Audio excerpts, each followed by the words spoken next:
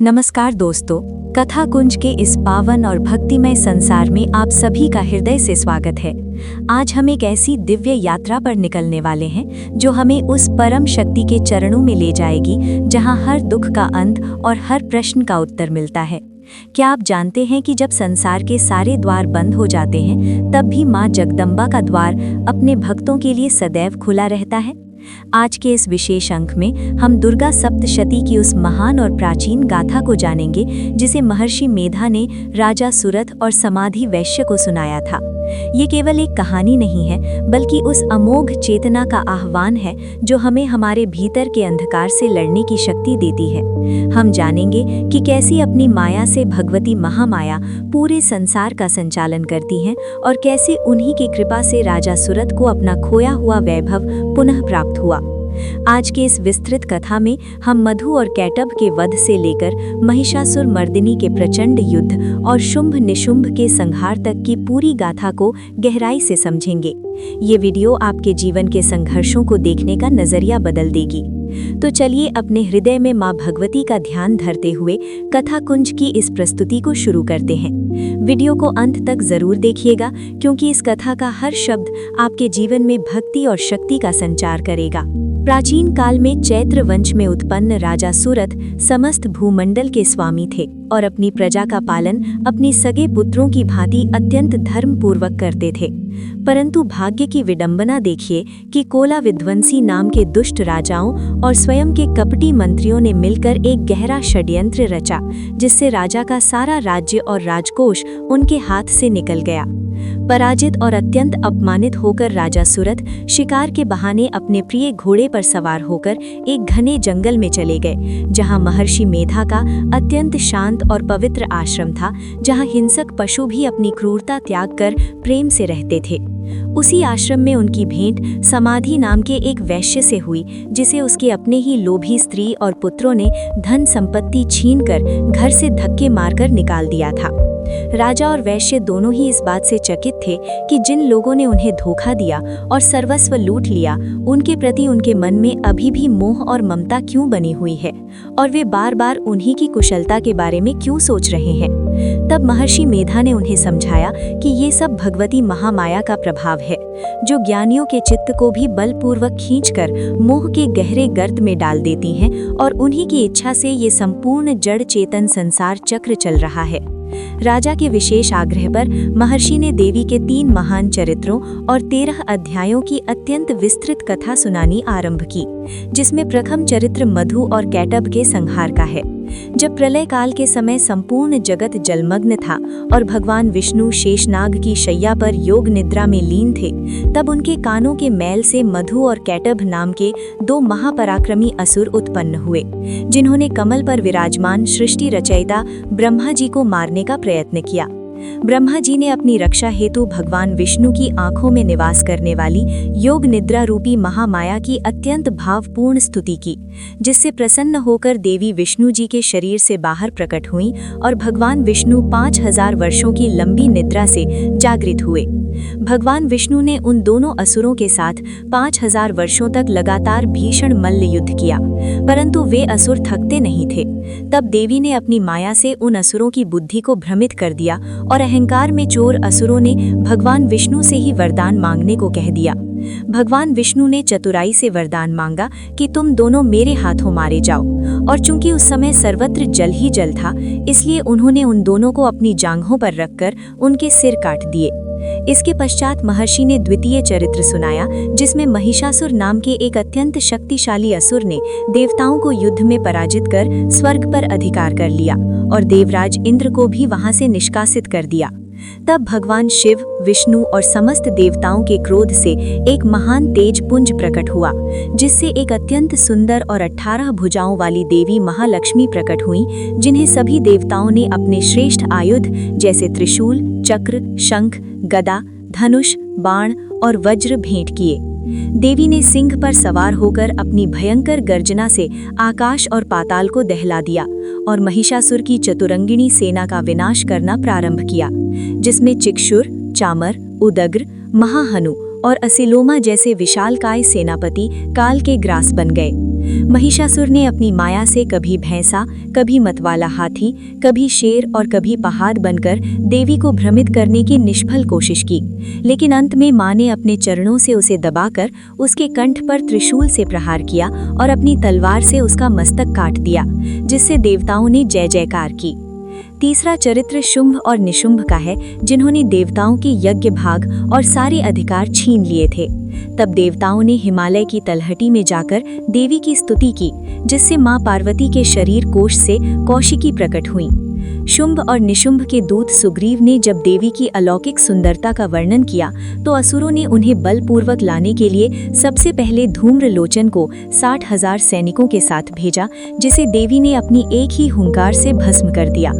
इसके बाद चंड और मुंड नाम के महाबली सेनापति अपनी विशाल सेना लेकर आए, जिन्हें मारने के लिए देवी अंबिका के मस्तक से अत्यंत विकराल और डरावनी महाकाली प्रकट हुई, जिन्होंने असुरों के हाथ, पैर और सिर काटकर देवी को भेंट किए, जिसके कारण उनका नाम चामुंडा पड़ा। फिर रणभूमि में रक्त बीज नामक असुर उतरा, जिसके शरीर से गिरने वाली खून की हर बूंद से उसी के समान पराक्रमी नया असुर पैदा हो जाता था, जिससे देवताओं में हाहाकार मच गया। तब देवी चामुंडा ने अपना मुख ब्रह्मांड जितना विशाल किया और रक्त बीज के रक्त को पृथ्वी पर गिरने से पहले ही पीना शुरू किया, जिससे उस असुर का अंत हुआ। इसके बाद देवी ने निशुंभ के साथ भीषण युद्ध किया और उसे मृत्यु के द्वार पहुंचाया।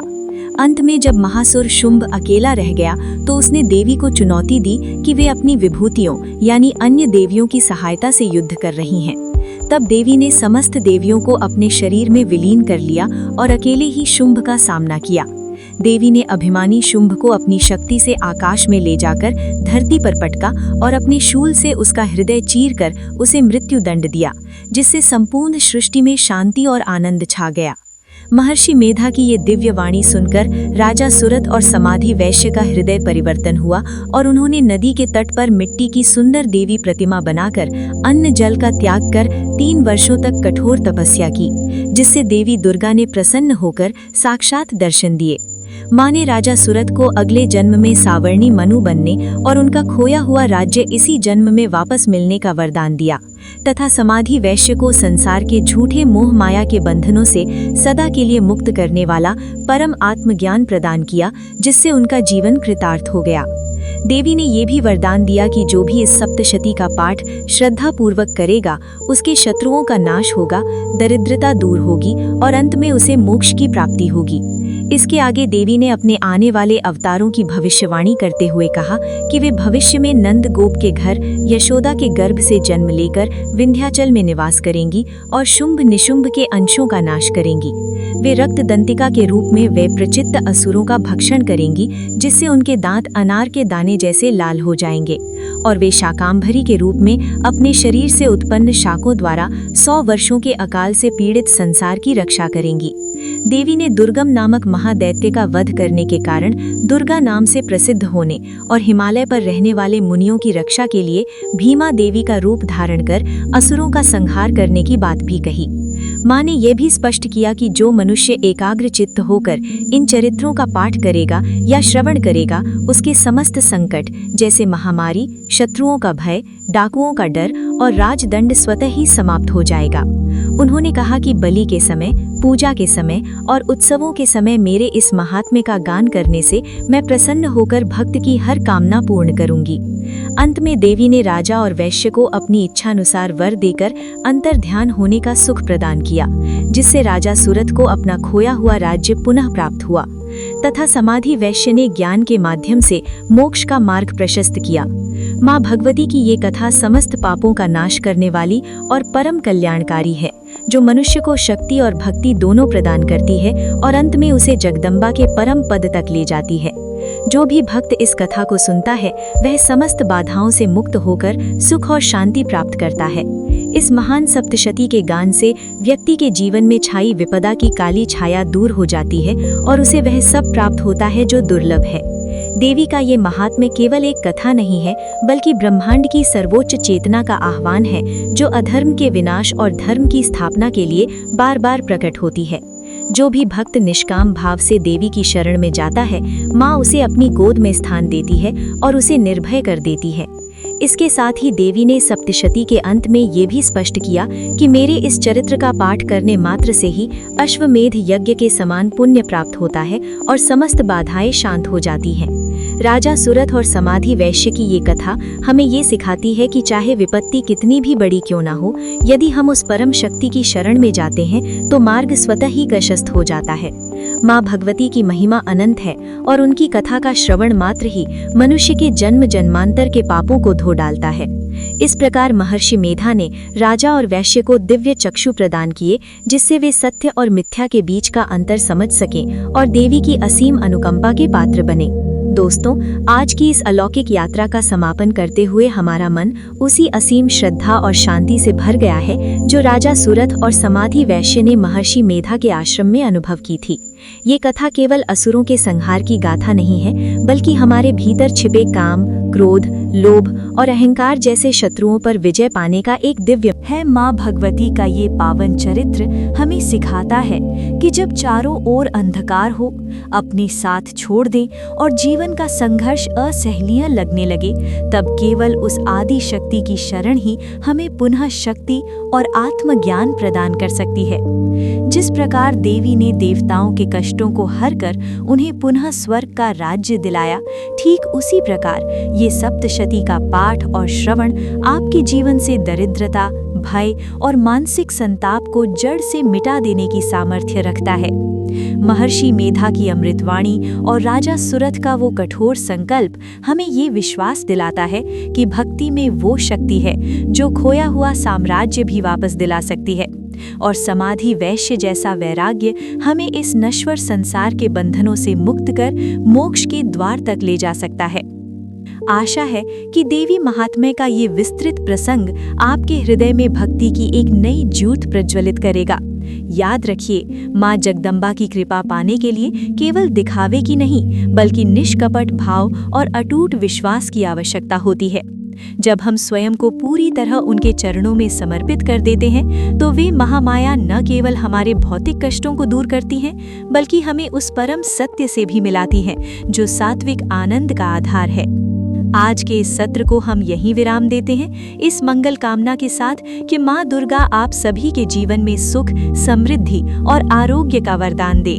यदि आपको ये पौराणिक और आध्यात्मिक प्रस्तुति प्रेरणादायक लगी हो, तो इसे अपने प्रियजनों के साथ साझा करना न भूलें, ताकि वे भी इस ज्ञान गंगा का लाभ उठा सकें। माँ भगवती की असीम अनुकंपा आप सब पर सदैव बनी रहे।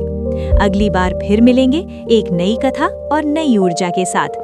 तब तक के लिए अपना ध्यान रखें और भक्ति के इस मार्ग पर निरंतर आगे बढ़ते रहें।